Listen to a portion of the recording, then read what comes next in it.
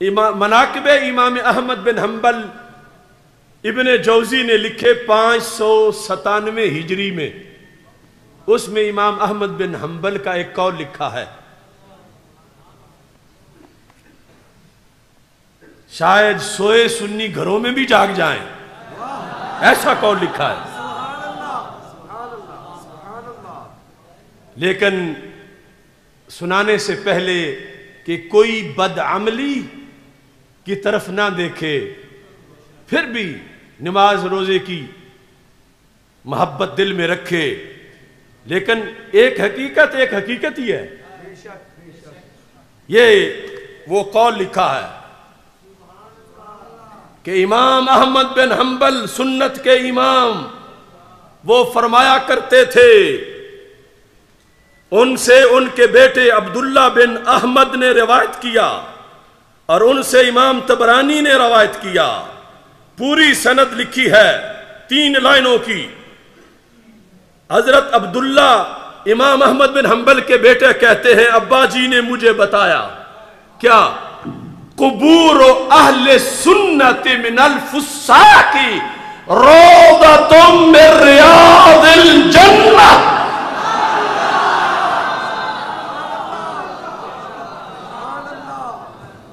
سنی ولی تو بڑی شان والا،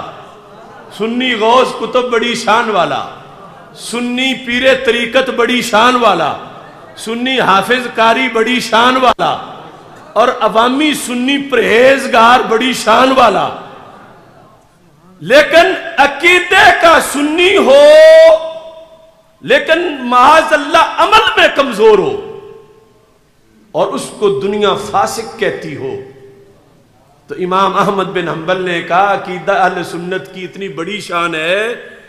کہ یہ جو فاسق سنی ہے نا، فاسق سنی، پرہیزگار نہیں، فاسق سنی، کہتے ہیں قبور اہل سنت من الفساق روضۃ من ریاض الجنہ۔ وہ سنی اگرچہ فاسق ہی ہو کہ اس کی قبر جنت کے باغوں میں سے باغ ہوتی ہے۔ لبیک یا رسول اللہ لبیک، لبیک لبیک یا رسول اللہ لبیک، لبیک لبیک یا رسول اللہ لبیک، لبیک لبیک یا رسول اللہ لبیک، لبیک لبیک یا رسول اللہ لبیک، لبیک۔ اب دیکھو حنبلی کہلانا کوئی آسان ہے؟ اس واسطے اعلیٰ حضرت فرماتے ہیں نجد کے حبلی، حنبلی تو نہیں ہے، یہ حبلی ہیں، حبل، اور اس کے اندر بڑا وزن ہے حبل میں، نجد کے حبلی، حنفی نہیں، ادھر کہا ہند کے جنفی،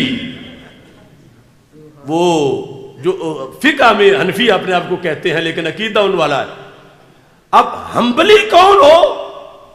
امام احمد بن حنبل کہتے ہیں کہ سنی عالم دین یا پیر یا ولی یا غوث ان کی قبر کے بارے میں کوئی بک بک کرے کہ تم نے ان کو روضہ کیوں کہا، ان کو روضہ کیوں کہا، ان کو روضہ کیوں کہا، امام احمد بن حنبل کہتے ہیں سنی فاسق کی قبر بھی روضہ ہوتی ہے،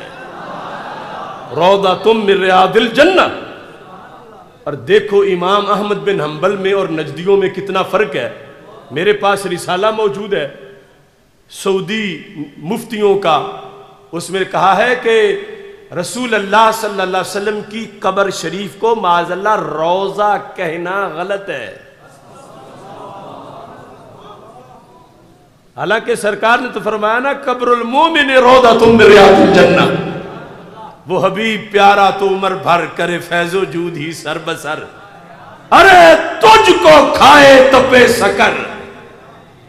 تیرے دل میں کس سے بخار ہے؟ یعنی سرکار تو فرماتا ہے میرے غلام کی قبر بھی روضہ ہے، تو یہ کیسا کلمہ گو کہتا ہے میرے نبی کی قبر بھی روضہ نہیں ہے معاذ اللہ۔ تو امام احمد بن حنبل کہتے ہیں یہ مزاروں سے الجھنے والوں، پاکستان میں بھی یہ داتا صاحب کی قبر کہو روضہ کیوں کہتے ہو، یہ غوث پاک کی قبر کہو روضہ کیوں کہتے ہو؟ تو امام احمد بن حنبل نے کہا وہ بڑے بڑے جو ہیں یہ شخصیات سے تو وہ پہلے گزرے ہیں، وہ بتا رہے تھے کہ سنی فاسق ہو پھر بھی کرم ہوتا ہے سرکار کا، اس کی قبر روضہ من ریاض الجنہ ہے۔ اور اگلی بات، چونکہ تبلیغ تو پوری ہوتی ہے،